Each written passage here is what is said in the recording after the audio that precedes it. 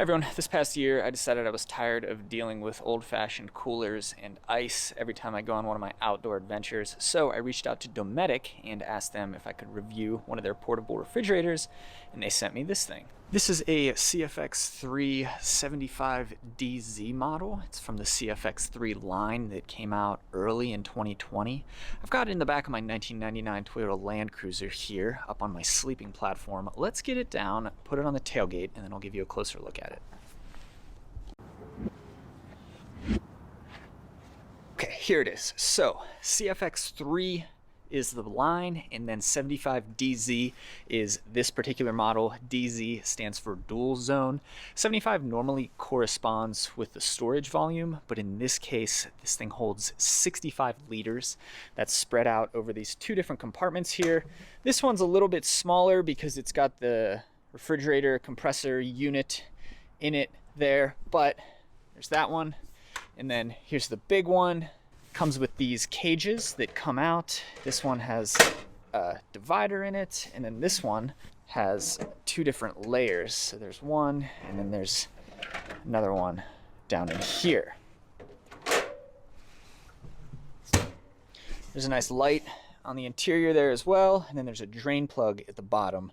So in case you spill anything, you take that little drain plug out, and it can run out through the bottom of the cooler. Over on this side, well, we've got two really heavy-duty handles, and they double as tie-down points. Over on this side, you've got your plugs, so this thing can run off of AC power. That's like your home-style three-prong outlet. I've actually got the AC cord over here, so you can plug it in at home. I've just had it plugged in my garage for the past couple of months. And then it can also run off of DC power as well. That's also known as the cigarette lighter style outlet in your car. Over on the other side here, we've got the controls. So turn it on, you can see you get a screen that shows both sides. So right now this bigger compartment is at 36 degrees Fahrenheit, and then the smaller compartment over there is at 34 degrees Fahrenheit.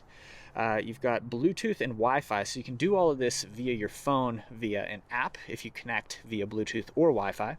Over here, this button allows you to cycle through a few different things. So you can adjust the temperature, you can turn on battery protection, so this has a feature where it will sense if it's receiving a low voltage from the battery in your car, if you have it connected to the battery in your car, and then it will cut power to help make sure that it doesn't drain the battery in your car. Here's Bluetooth, Wi-Fi. You can adjust the brightness of the display. You can adjust whether it's Celsius or Fahrenheit.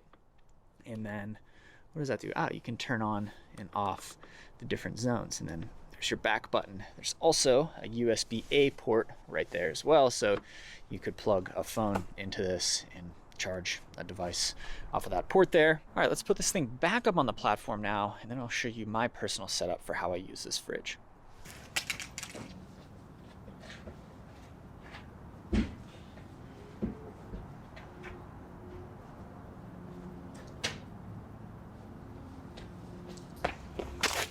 So when I got this thing in the mail, I took it out of the box, played with it, plugged it in my office, and thought to myself, okay, cool.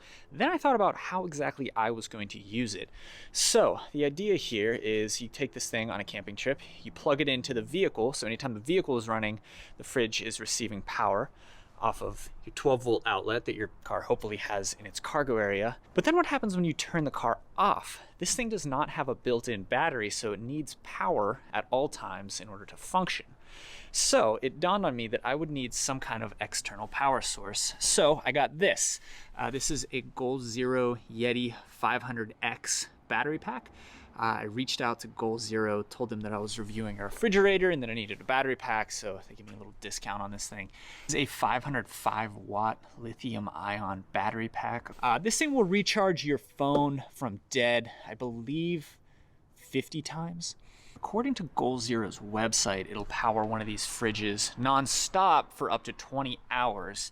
So it's more than enough power to power this thing in real life over the course of a 2 or 3 day weekend. Anyway, this one has a 12-volt port, which I'm using right now to power the fridge.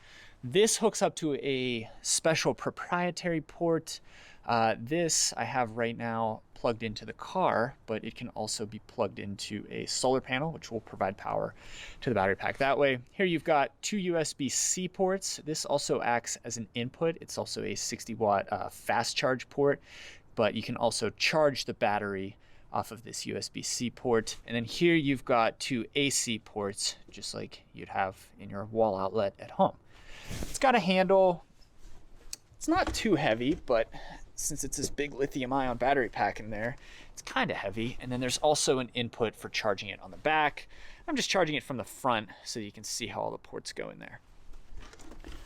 So the way I use this fridge and battery pack is I plug the fridge off of DC power into the battery pack that's going into the front right here. And then I plug the battery pack off of this special inverter I got. This was 40 bucks. Plug the battery pack using this inverter into the car. So the battery pack comes out of the box with just a regular outlet that plugs into your wall outlet at home. So if you want to plug it into your car like this, you need to buy this part separately. So that's how I've used this thing on the trips that I've taken it on. A challenge presented by my personal setup here, though, is that I have this sleeping platform in the back of my car. So when I drive along, I actually put the fridge long ways this way, and I have to kind of finagle it because this platform has some different levels to it. The way it works is I put the second row seat backs down, fold the platform out over the seat backs, and then I've got a long sleeping area so I can sleep in the back of the car. But when transporting big items like this, that means they have to ride on the top of the platform.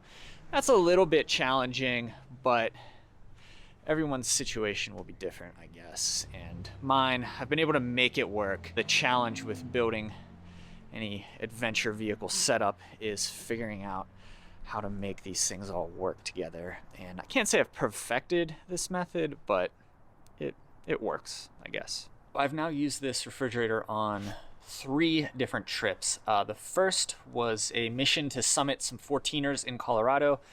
We drove into the San Juan Mountains between Silverton and Lake City, stayed in the mountains for 3 nights, didn't see civilization, or didn't have access to a gas station or a power outlet or anything like that for 3 nights. So I relied on this fridge and this battery pack over the course of those 3 nights, and it was fine, no issues. Every night the vehicle would stay in place, but every day it would move.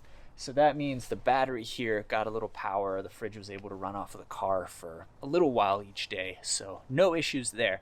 The second time I used this fridge was on a mountain biking weekend with some friends in southwestern Utah, where we hauled it in the back of a Toyota Tacoma. And the nice thing there, again, was we were able to plug this battery pack into the 3-prong outlet, the AC outlet, in the bed of the Tacoma. So again, on the way down, the fridge had power, as did the battery. So we got to our campsite with 100% battery power and the fridge fully chilled to 41 degrees, which is what we wanted it at. But then the vehicle sat for about 40 hours straight, and we didn't have any issues. The fridge ran off of the battery pack. I think when we finished the weekend, the battery pack was maybe 20%. I know this isn't a real scientific analysis here, but over the course of a 2-night camping trip where the battery pack isn't getting any power over the course of 2 days, again, no issues. And then the third time we used it, we were going south again, and all the restaurants were going to be closed. We stayed in a hotel, but all the restaurants in the area were closed because of COVID, so we had to bring our food. And because this thing was sitting in my garage, I figured, why don't we just bring it along with us, plug it in the back of the Land Cruiser, and we were able to keep our things refrigerated on the way down. Then we just brought the refrigerator into the hotel and left it there over the course of the weekend, plugged it into the wall outlet at the hotel room. So pretty easy. Haven't run into any issues with it yet. One thing I will mention, though, if you're on a dirt road, sometimes these plugs can work themselves out of the sockets, so you always have to be checking those, especially if there's other stuff jammed in around them here. But I've used this thing in 3 different environments, 3 different scenarios, and no issues at all. Altogether, though, I have 3 main takeaways for anybody considering buying a Dometic refrigerator or something similar. 1, it is really, really nice to not have to use ice. From not having to make a special stop at the start of your trip to go buy ice, to not having to make a special trip in the middle of your trip to buy more ice, and then to just not having to plunge your hand into ice or freezing cold water to dig something out of the cooler. It's super nice. Second thing, don't overbuy. In deciding what size fridge I wanted here, I looked at the cooler that I would typically take on my trips. It's a knockoff Yeti. It holds 35 liters, but when you factor in ice, it really probably holds like 20 liters because 15 liters is taken up by ice. Anyway, I measured the exterior dimensions of that cooler and somehow decided that this refrigerator was similar in size to that cooler, at least in terms of exterior size.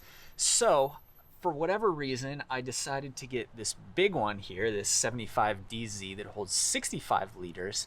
And it arrived at my house and turned out it was about twice as big as I expected. So I went from having about 20 liters of space in my cooler, when you factor in that 15 liters are taken up by ice, to having 65 liters of space with this thing. So not only is it huge, and not only is it kind of cumbersome to move and haul and travel with, but I have about 3 times as much space inside of it as I really need. So if I were doing this all over again, I would probably get one of the smaller ones. They make them in pretty much 10 to 15 liter increments. I'd probably get something like a 50 liter, which again would still probably be bigger than what I would need, but either way, I wish this were smaller. The third thing to keep in mind is that you're going to need more than just the fridge. These things run between about $900 and $1,500, but beyond that, you're going to need to buy some kind of battery solution like I did here with this Yeti 500X. This thing costs $700 retail. Then I needed to invest in an adapter for the battery pack so that I could plug it into the DC power outlet in the back of my Land Cruiser. This thing cost $40. I needed to buy these D-rings and then attach them to my sleeping platform so that I could actually ratchet this thing down so that it won't bounce around. They cost a few bucks. Again, it needed ratchet straps. They cost a few bucks. If I really wanted to get sophisticated with this, I'd buy a slide system. Those are several $100s. So as is right here, I'm into this for about $2,050. But you could certainly push that number closer to $3,000 if you really wanted to get dialed in with this setup. So just keep that in mind. I think most people probably just look at the cost of the refrigerator itself when considering whether they want to buy one of these fridges. But remember, you're going to need to buy a few additional things to really actually be able to use this as it's intended. So as far as this whole setup goes, I think it makes sense for somebody who's going to use it maybe 5 or more times a year. I used it 3 times in about 6 months this year. I found it to be helpful each time. I kind of look at it as, well, I probably would have spent about $6 or $8 on ice from the gas station each of those times. Then you put a value on your time spent going and getting ice anytime you go on a trip. And then you put a value on your comfort as well, because it's just not as nice to deal with coolers and ice as it is to deal with this thing. But still, I think to really justify this cost, you're going to want to have uses for this thing multiple times per year. The battery pack is pretty nice because I've used that at home a lot in scenarios that have nothing to do with going out and adventuring, just like using it at home to charge my laptop or charge my phone or charge up power tools or things like that. The portable battery is really nice. You can kind of spread that cost over some different applications. But the fridge itself, you know, you're going to need to go on trips often to really get a good ROI on it. Nice thing is, build quality is extremely robust. I expect this thing would last 10 years, no problem. I'm not sure how servicing works on one of these, but as far as actual construction goes, the thing feels really, really sturdy. And yeah, altogether, this thing's definitely kind of a luxury item when it comes to camping and overlanding, but it definitely has merits. And like I said, it's super, super nice to not have to deal with ice anymore. Thanks for watching.